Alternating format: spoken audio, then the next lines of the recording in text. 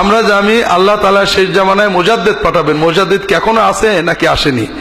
যেটা আপনি জানেন এটা সুস্পষ্ট না। আল্লাহ শেষ জামানায় মুজাদ্দিদ পাঠাবেন এরকম না, আল্লাহ সকল জামানায় মুজাদ্দিদ পাঠান,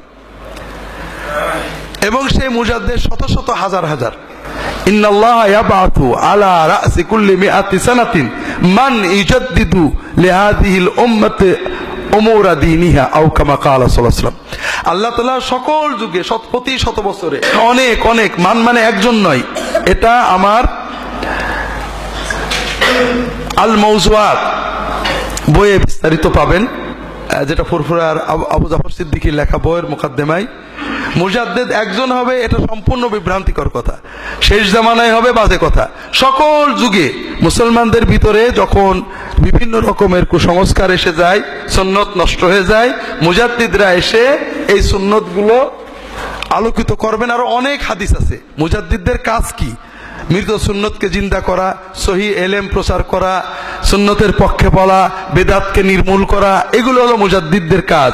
মুজাদ্দিদ মানে ইসলামটাকে নবীজির জামানার মতো চকচকে করে ফেলা। কথা কি বুঝতে পেরেছেন? অনেক হাদিসে এ যুগে যুগে বর্তমানেও মুজাদ্দিদ একজন বাংলাদেশ, আহা মুজাদ্দিদ জামান আমার অমুক হুজুর। রাশিয়ার লোকে নাম জানে না, কি বলে আমেরিকার লোকে নাম জানে না, আপনার জামানার মুজাদ্দিদ হয়ে গেল। কি করেছেন? কি তাসজিদ করেছেন? কিছুই করেননি।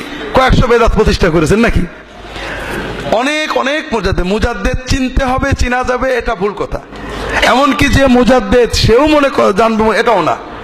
জীবনে কখনো কোনো মুজাদ্দিদ নিজে দাবি করেননি যে আমি মুজাদ্দিদ। ওমর ইবনে আব্দুল আজিজ আমরা মুজাদ্দিদ বলি, তিনি এই কথা জানেন উনি যে তিনি মুজাদ্দিদ।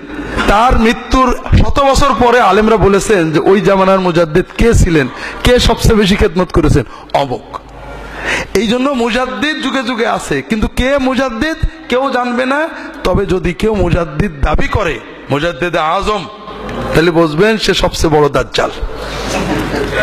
সর্বপ্রথম যে ব্যক্তি নিজেকে মুজাদ্দিদ আজম দাবি করে তার নাম হলো হযরত গোলাম আহমদ কাদিয়ানী, অভিশপ্ত। তো এই জন্য মুজাদ্দিদ তো থাকবেন, কিন্তু আপনার মুজাদ্দিদের দরকার কি?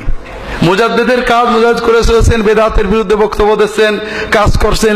এক এক সমাজে এক একজন এক একটা সুন্নত চিন্তা করছেন, কেউ ইলমের সুন্নত, কেউ দাওয়াতের সুন্নত, কেউ তাজকিয়া নফসের সুন্নত, সবাই সবার মাজালে কাজ করছেন।